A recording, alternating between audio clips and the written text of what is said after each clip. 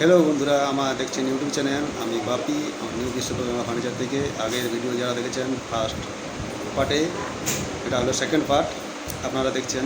এটা আমরা যেটা দিয়েছিলাম, উড ফিলার দিয়েছিলাম, সেটা ভালোভাবে ঘষে নিয়েছি। ঘষার পর আমরা এটাতে সিলার ব্যবহার করব। আর তার আগে অবশ্যই আমি আপনাদের কাছে রিকোয়েস্ট করবো যে আমার চ্যানেলটাকে যারা করে নেয়, সাবস্ক্রাইব করেননি, অবশ্যই সাবস্ক্রাইব করে বেল আইকনটা প্রেস করে রাখবে এবং পার্ট টু পার্ট তাহলে ভিডিও আপনারা দেখতে পারবেন। এবং কীভাবে আমি এটা প্রথমে গুনে নিচ্ছি সেটাই আমি আপনাদের দেখাবো। এই যে প্যাকেট খুলে নিচ্ছি ইন্ডিগো সিলার। এটা আমরা প্রথমে কাঠের উপরে আমরা খুব ফিনিশিং দেওয়ার পর আমরা সিলার ব্যবহার করব। এই যে সিলারের 2 প্যাক সিলার, এটা দেখছেন এই যে ইন্ডিগো কোম্পানির সিল্ক। এটি খুবই একটা উন্নত মানের প্রোডাক্ট। এই যে আমি এগুলো নিয়ে এসেছি, এর সঙ্গে থিনার আছে। আমরা কীভাবে মিক্স করছি এটা খুবই একটা ইম্পর্ট্যান্ট। এটা আপনারা না টেনে পুরো ভিডিওটা দেখবে, যাতে করে আপনারা বুঝতে পারবে। এবং যদি টেনে দেন তাহলে বুঝতে পারবেন না, না টেনে পুরো ভিডিওটা দেখবেন। এই যে দেখছেন এটা সিলার খুলে নিয়েছি। এটা দেখতে কিন্তু একটু হালকা ঘোলা, একটু পুরো ধরনের হয়। এটাকে আমরা অবশ্যই থিনার দিয়ে পাতলা করে নেব। আমি বলে দেবো কীভাবে ভাগটা করবে। এই যে আমরা একটা ডিবার মধ্যে এটা ঢেলে নেব। এর সঙ্গে এই যে দেখছেন হার্ডনার, এর সঙ্গে হার্ডনার আছে 335 ml। এবং আমাদের যে সিলার ওটা 665, 1 লিটার টোটাল মাল। এর সঙ্গে আমি যে 335 ml এবং এটা 665 দুটো মিক্স করে ভালোভাবে মিক্স করে নেব একবার। তারপরে আমরা দিয়ে দেবো থিনার। এটা পিউ মাল, তাই পিউ থিনার দিয়ে ব্যবহার করতে হবে।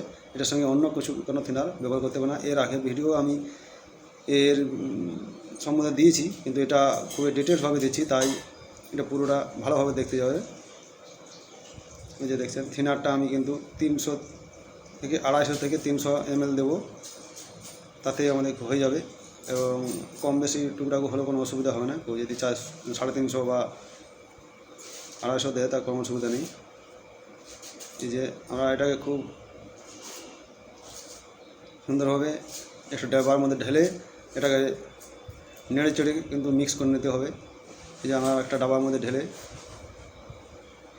আমরা আপনাদের যতটা দরকার ততটা পরিমাণে আপনারা ঢেলে এটা মিক্স করলে, আমি এটাতে 2 লিটার মতো গুললাম। এটা এবারে ভালোভাবে 1 মিনিট পর্যন্ত নেড়ে চেড়ে নিতে হবে, যাতে সম্পূর্ণভাবে মিশে যায়। আর এটা নাড়ার পরেও কিন্তু এটা প্রায় 15 থেকে 20 মিনিট রেখে দিতে হবে, যাতে করে মালটা খুব ভালোভাবে জমে যায়। তারপর কিন্তু আমরা এভাবে স্প্রে গানে ঢেলে ব্যবহার করব। এই যে দেখছেন না, ঢেলে নিলাম। ঢালার পর আমি কিন্তু পাল্লাটাকে খুব ভালোভাবে পরিষ্কার করে নিতে হবে, কোথাও যেন ধুলোবালি কোথাও লেগে থাকে। তারপর আমরা কিন্তু খুব ভালোভাবে স্প্রে করে নিতে হবে। এই দেখছেন, কারো যদি এটা অসুবিধা হয় বুঝতে, অবশ্যই আমাকে কল করবে, আমার স্ক্রিনে দেওয়া নম্বর আছে। আর যারা এরকম পালিশ করাতে চান তারা অবশ্যই কল করে আমাকে আপনাদের বাড়িতে ডেকে নিতে পারেন। আমরা বাড়িতে গিয়ে আমরা কিন্তু এসব পলিশ করে থাকি।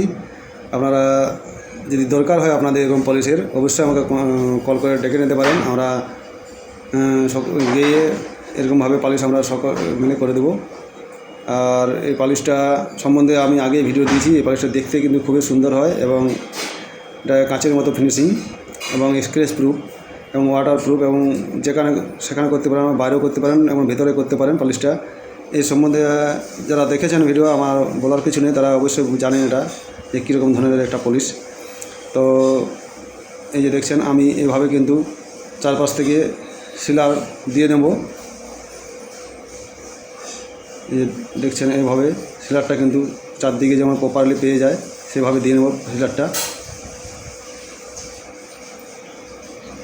এই খুবই উন্নত মানের একটা পলিশ। এই যে দেখছেন আমাদের পাল্লাটা একবার সিলার দেওয়া হয়ে গেছে। আবার আমরা এগুলো পলিশ আপনাদের রিকোয়ারমেন্ট অনুযায়ী করে থাকি। আমরা যত ভালো বলবেন আমরা করে দেবো। এটি রেট সম্বন্ধে জানতে হলে আমাকে অবশ্যই কল করবেন। এটি অনেক রকমের রেট, আপনাদের বাজেট অনুযায়ী আমি পলিশ করে দেবো। এই পলিশের অনেক রকম কোয়ালিটি আছে, সেই অনুযায়ী আমি পলিশ করে দেবো। এবং এর পুরো ফিনিশিং ভিডিও দেখতে হলে নেক্সট পার্টে পার্ট 3-তে। Thank you.